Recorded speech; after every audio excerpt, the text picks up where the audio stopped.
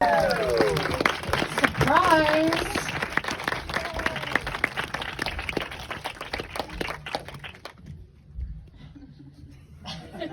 Can you fall down the stairs or something? No, it's a long stairs. Thank you both so much for being here for tonight's screening. I just wanted to ask you a couple of questions before we start the film. To start with, you two had met, or first worked together on A Quiet Place 2. And this is quite a different experience, I think, playing the Oppenheimer, Mr. and Mrs. Oppenheimer. Did you learn anything new from each other, or just how did you enjoy working together in Oppenheimer? Okay. He is my favorite scene partner ever. We really hit it off on Quiet Place 2, and I loved working with Kill then. And I think when we set off to do Oppenheimer, it certainly helped that we had this sort of shared history with each other. We knew how each other worked. I have infinite trust working with him. And they are quite a tempestuous, wild pair.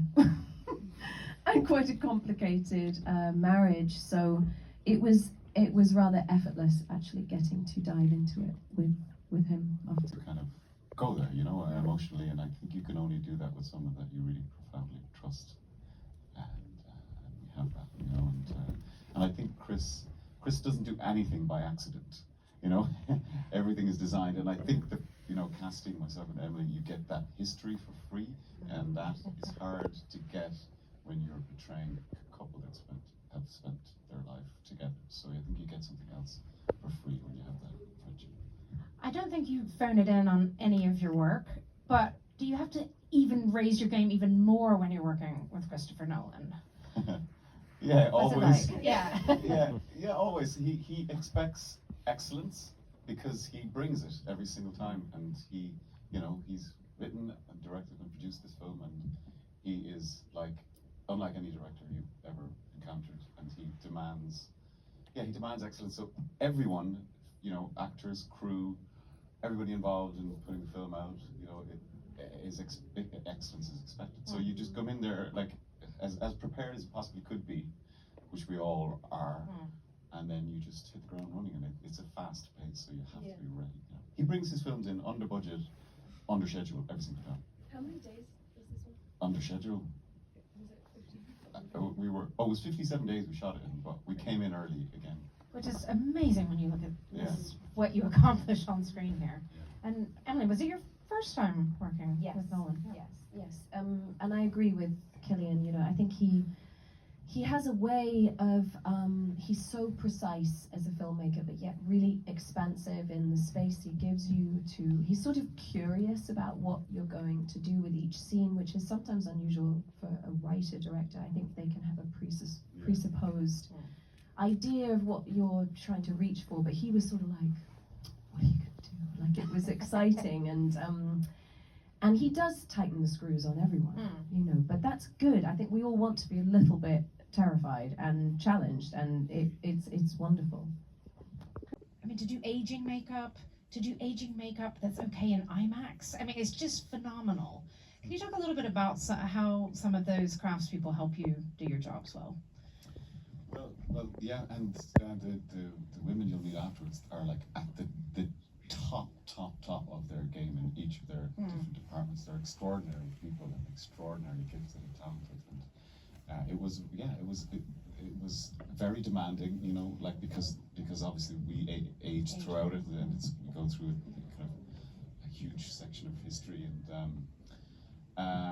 but he's very, very collaborative. Chris is, and very open to ideas and suggestions. But I mean, I don't want to speak for those guys because they are ridiculously talented.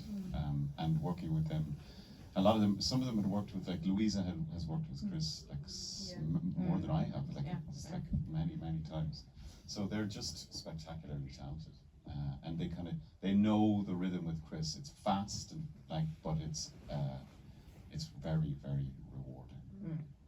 I think they all wanted to create that fully immersive experience, that was in tandem with what he wanted. So you yes, I think Oppenheimer is a spectacle. It's spectacular to look at, but the IMAX camera became your close-up lens, you know, it's like he used the IMAX camera on Cillian's face and the rest of us who were in front of it occasionally, like the face became a landscape. And so Louisa Abel's work with the prosthetics and aging us, and for my character who starts off more glamorous and then she really deteriorates and looks a bit worse for wear by the end, you know, it was like there was no vanity to it. It still looked pretty amazing.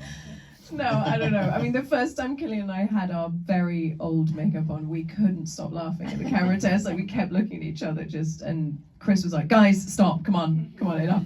It's a terrible preview of yourself. Yeah, it's that feeling that normally when you go in the makeup chair, you look sort of better by the time you leave, and like it wasn't really the case. But and Ellen with the costumes, and I mean, it was all just to create distinctive characters, very, very distinctive. And for Cillian, with like that specific silhouette that Oppenheimer had, of that very slight frame, and just how he stood, walked, all of it. I mean, it was all. They were as involved and as interested in the details as we were, and helped us, you know, because you kind of need, some of the work is interior out and a lot of it is exterior in, and you need those people to understand where you want to go Your with process, this. too. Yeah, you've got to get them to understand what you want to do with the character. Very serious question. Cillian, did you keep the hat?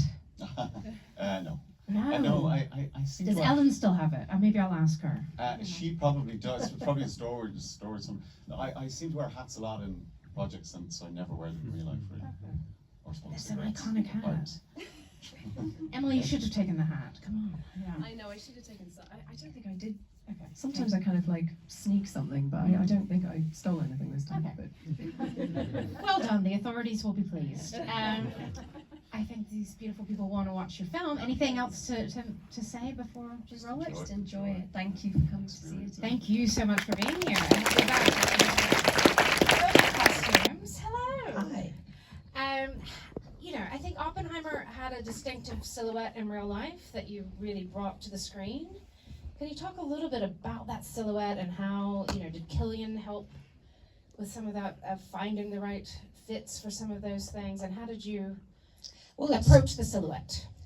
Well, I'll tell you how I started. Cillian had a little bit of a head start because when Chris asked him to be Oppenheimer, he sent him some images of David Bowie from the 1970s, his early American life look, which was quite an extended shoulder, very voluminous pant, and so on. Cillian saw it, didn't necessarily reference anything, but said, wow, that's pretty cool. So he was kind of on a particular type of wavelength, not anywhere close to what we were about to do. But what was great about that was that it was so spooky because it was so similar to what Oppenheimer's silhouette actually was throughout his whole life, actually, which kind of took a very, very strong precedence in when he opened Los Alamos, obviously. But there was one, I'll tell you just a very quick story about how this all came to be. No one's heard this story, so I'm going to tell you this story about how it all came to pass. I had just begun the film, and it was Thanksgiving time in America, and we usually have off for 4 days. At the end of the day that our last day of work, I got an email from the producers saying, Cillian's going to be in town on that Monday. I think Louisa was probably body casting him or some kind of cast, which I didn't know. I hadn't talked to Cillian, nothing. Just did a little bit of my research. And the email said, and Chris and Emma would like him to be fit on Monday afternoon, 1 o'clock, and we're going to put him on film the next day. Well, this was the first time I'd worked for Christopher Nolan, and this was quite a big ask, considering I didn't know Cillian, I didn't have any information, nothing. So that Monday came, and we ran out to a number of different costume houses to see if we could get enough pieces to be able to actually sketch out his look and the look of the suit, what the proportion was going to be, what was the size, what was everything going to equal. We'd already decided that he'd wear a blue shirt, for example, but that's all we decided. That's all. So it was only myself and my supervisor who was working at the time. We ran to a couple of costume houses in that morning, and we found about 5 or 6 different gray flannel suits. Cillian came in, all of his lovely self, and I also found a hat that was not the hat in the film, but a similar enough hat to be able to physically do a sketch. And it was quite helpful. And in doing so, we were able to find a trouser that, I remember when he put it on, he came out, Chris said, that's it. He put his shirt on, fine. But he put a jacket on. It was about 6 sizes too big. And Chris said, no, that's it. So with a lot of pins, a lot of clamps, a lot of everything, we looked at Cillian straight on and went, oh my Lord. And then he put the hat on and the proportion was there. And that was the key. It wasn't something that we used, but that was the key to actually determining what the silhouette could be on Cillian. We took it to our lovely tailor who cut apart whatever we had pinned together very haphazardly. And the next day he was actually on screen, and my God, it was like the angel, the wardrobe angel costume god sat on our shoulders and presented Cillian. Do you remember? Oh, wow. Maybe, I'm wondering, obviously, this is a historical figure. There are lots of documentation, maybe not lots of documentation, but certainly for Robert Oppenheimer, there is. Some of the other characters a bit less. But how much are you looking at the actual period, real photographs, real footage? But then again, it's not a documentary. So how much can you stay true to the authenticity of the period and these people, but then have some creative license because you're making a movie? Ellen, do you want to start? Well, I have to say the question is well put, because in the case of this film, the beginning of the film, because of the amount of research that was available, it was somewhat walking into a room that became totally immersive with the real information, with the real people, the real characters, real documentation of every single period. And to have all of that you become so immersed in it was a gift. But with that gift, you then have to pause, because one of Chris's notes was very specific. Number one, we're not making a documentary. Number two, what he wanted from the costumes were that he wanted, and knowing Chris's work as well, where he kind of pulls apart time and places it in whatever order he wants to tell the story as an end result. What he asked was that he wanted the film to be accessible to a modern audience, and what that meant to me was to design costumes that could actually work in the 20s, 30s, 40s, 50s, 60s at any place in the film without taking the audience out of the film. So it meant discerning each period of what it looked like, what the essence of the period was, what a specific garment would say in the period. We're finding those keys that could kind of be a little footnote into the period that we were in whatever the scene was, but making sure that there was a fluidity between scenes, that any scene could wind up in any place, whether the 20s needed to go to the 40s, whether the 40s needed to go to the 60s, the 40s needed to go back to the 30s, so that you could you would understand it. I've never really been put in that position to redesign a period with that intention. It was not necessarily only redesigning a period, it was really recurating a period so that everything flowed together. All the characters were very, very well defined. each character came in with very specific knowledge of the person that they were playing, because there's so much history. But then we threw that away and were able to then design and create the character that was best suited for the film. Wow. So it's almost like a two-step. Yeah. You learn it all and then Throw it away. It's, you change, you have the foundation, it stays within you. Just as you know what the story is and you know what the story will become, but you have to leave it open to interpretation. So it's actually almost 3 steps. Because in keeping it open for interpretation, that means Jen can place it anywhere at all, and all of you guys not be taken out of the story. You could follow along and never see anything that says 1935 or 1942, etc. You just it's just easy and it flows. So it is somewhat of a 3-step process to design a film of such historical significance while throwing that away and designing a film. wow, yeah, a lot going on in your head. A lot. And Louisa and Jamie. All through his time in New Mexico, he went to New Mexico as a child. They would go to New Mexico right in the Los Alamos area. He went to school there. He was sent to school there as a kid. And I think the influence of the environment was 100%. He loved it. He just loved being there. It was the essence of his soul. So we did find a very, very good photo of him in the Los Alamos period and prior, like actually in the 30s, riding, because he and his brother would go up and ride all the time, wearing this belt with a shiny glint of silver. And then we researched it further to see what it was. And then we made the belt buckle. But he wore the belt buckle all the time. In fact, he would strike the belt buckle to light his cigarettes and light his pipe. It would be an all around utility, if you will.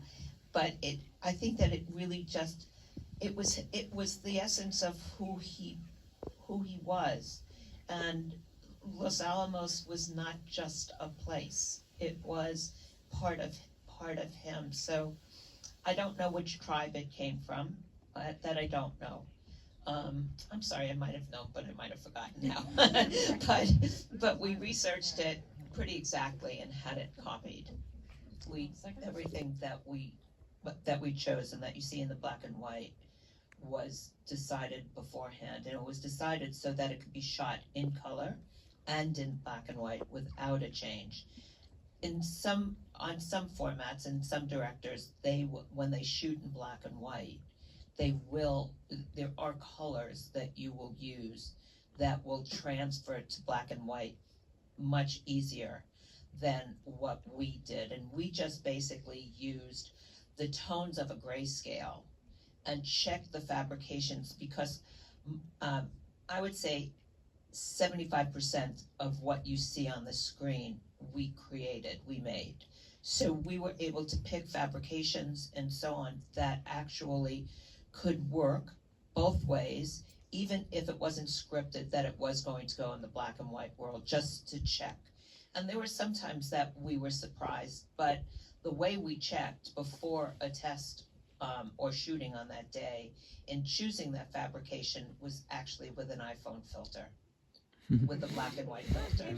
It was as close as you could come without having to demand or ask in a very nice way, can we have a test? Which we wouldn't have gotten, I don't think, until a test was called for, which in turn would be too late. So it was a very, very accessible source to be able to use, and I have found that it works mostly.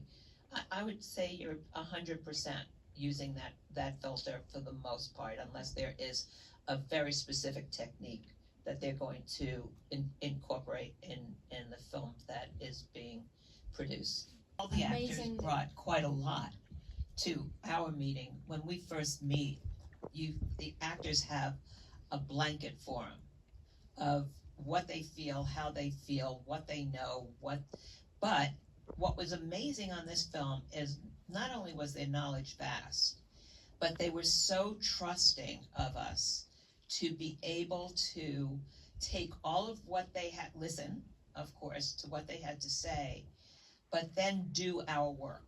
And nothing interfered. Nothing interfered. Everybody, of course, had to be, on the same page once creating and working through, and the proportions and the fit and everything. Everything seems to be easy at first, but it's not. It's very difficult. Every single last stitch, every single last choice, every single thing of how the whole thing comes together. However, everybody was on. The one thing about this film that we all didn't say here, but I'll say, and I think that we're also so proud of, is that this film is totally seamless. The work in the film, whether it's my work, Ruth DeJong's work, she is our production designer, who is absolutely brilliant, Hoyta's work, Louisa's, Jamie's, Jen's, everybody's work was so in sync and so on. It was crazy. It was absolutely crazy how in sync everybody was. Chris set out to conduct the film, to direct and conduct the film, create this symphony, which he's a master of. But everybody's work was so seamless that I think that it felt, as an end result, so authentic and organic in a way that I don't know that who did what and why they did it and so on and so forth. You just sat there for 3 hours and watched this film unfold in quite a masterful way. That's my opinion. She's laughing, but it's my opinion. Well, adding